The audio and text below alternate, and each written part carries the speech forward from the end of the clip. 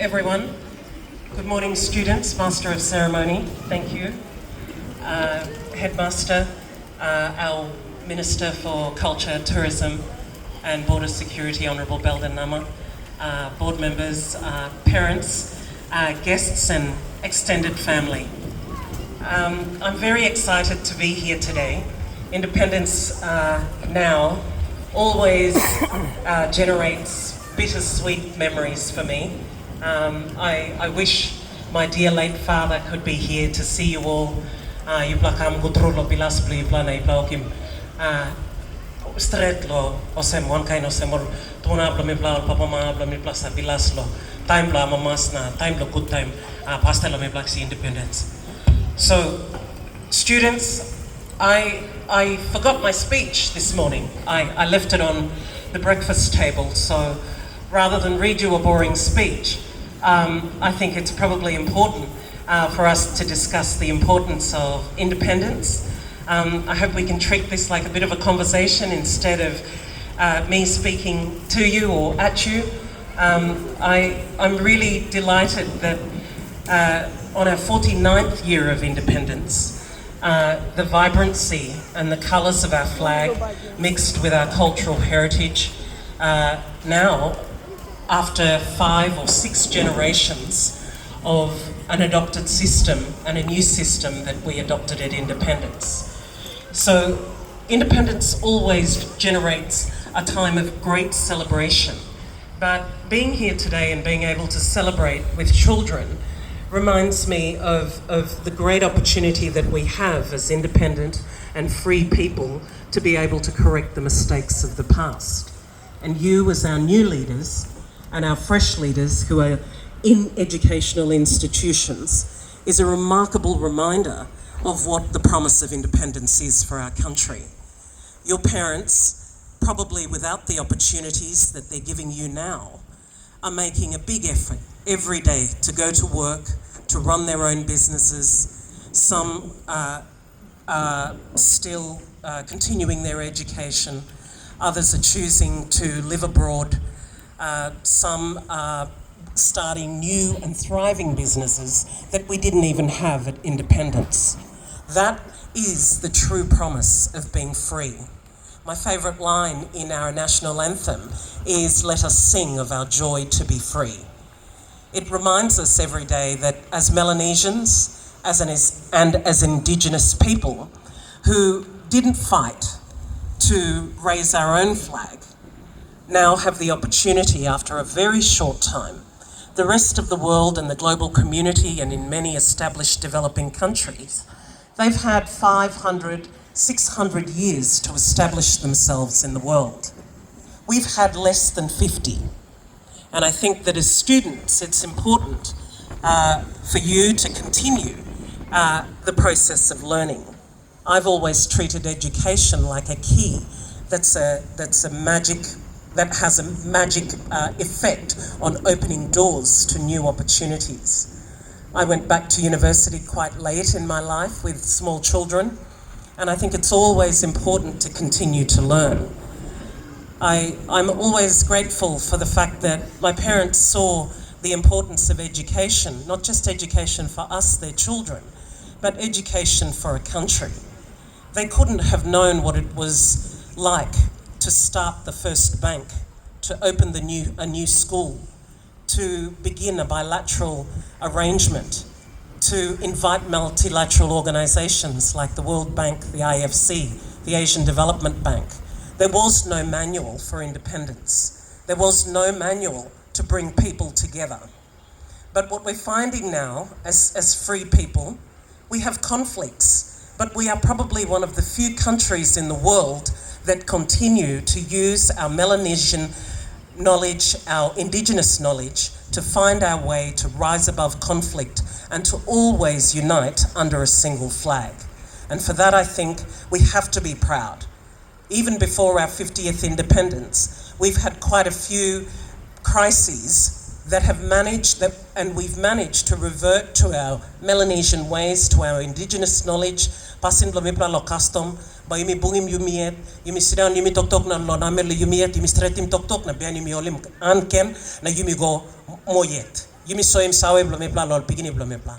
Me pla lokau timol tumuna blo me pla. Me pla lokau timol mama papa blo me pla. Me pla nona true noken true lusim bisla passing. I was very fortunate that at the age of 11, I was sent away to boarding school. Sometimes I think my parents didn't like me very much because they sent me to a convent. I was there for 6 years, and it was obviously a Catholic school and an all-girls boarding school. It was in Sydney, and it was 1985.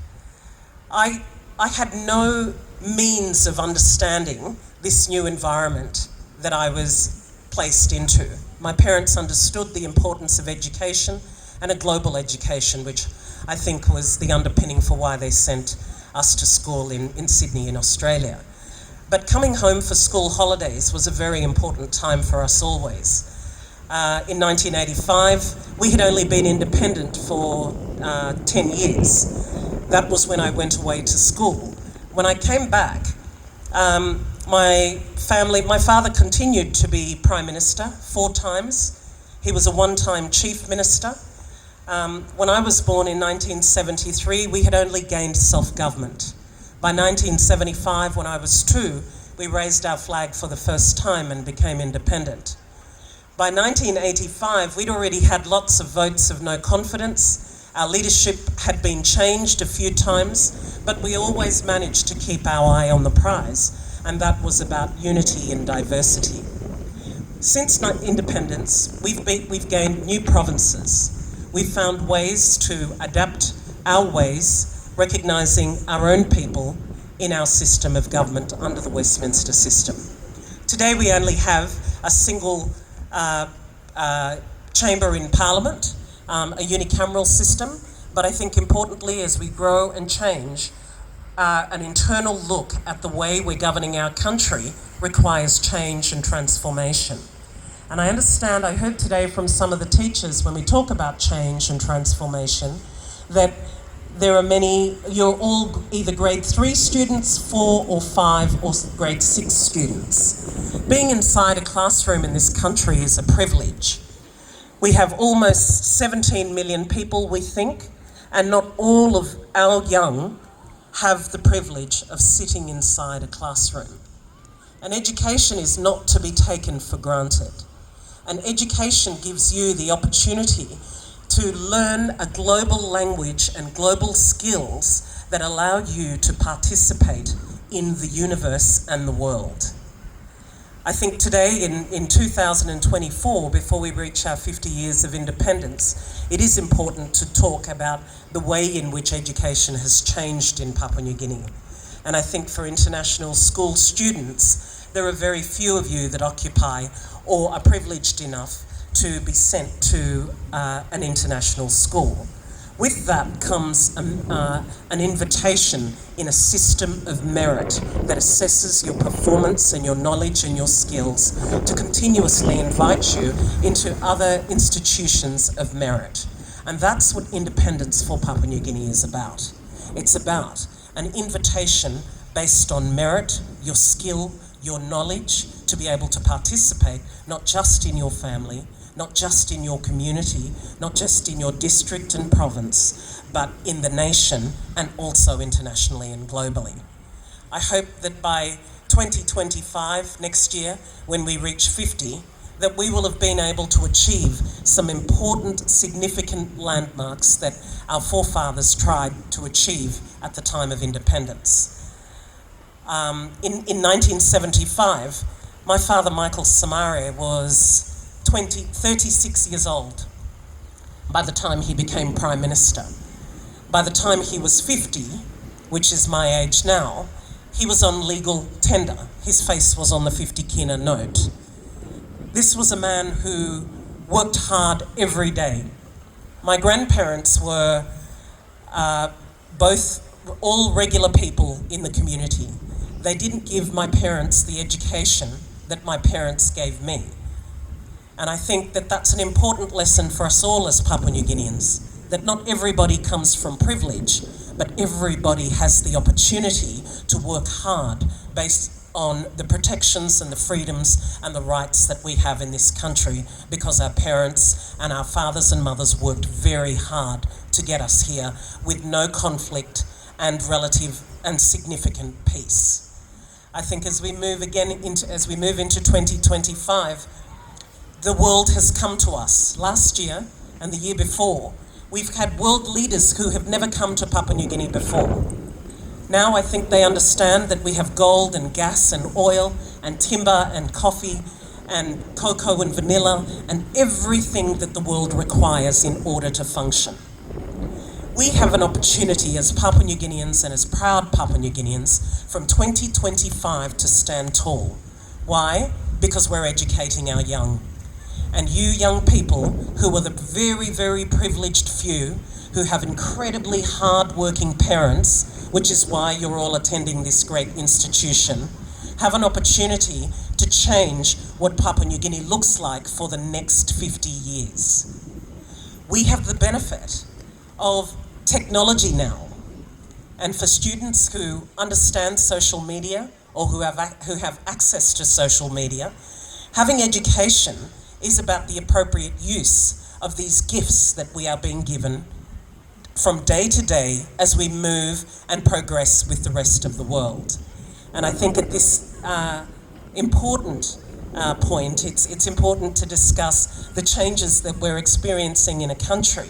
And as a country, I think our development is being fast-tracked by social media, by the internet, by Facebook, by Twitter or X, by WhatsApp, by Signal, by DocuSign, by all these important platforms that we now have access to, whereas in the past, we never had the opportunity to do it. Information is no longer exclusive, which means that everybody has access to it. Now, the benefit of going to an institution, and a good one, is that you know how to process information. We are in the age where fake news is hurting our country very, very badly.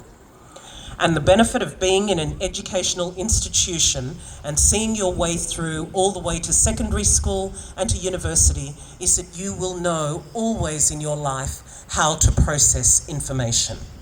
And that will leave you at the front of the game forever if you do it right.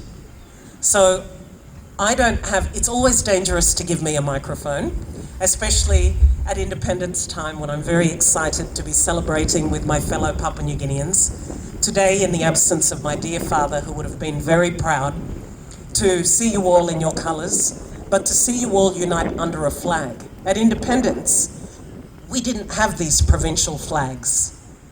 Someone else defined for us and said we would be broken in political boundaries that exist today. When we arrived at independence, we didn't have the provinces that were as well defined as they are today, which means that we relied on our Indigenous knowledge. And I hope that in 2025, as we move forward and join the global community as citizens of the globe, that we always remember our indigeneity, who we are and what we are, and on what terms we will actually continue to contribute to nationhood and to develop our country on our terms. Thank you. Happy independence, everyone.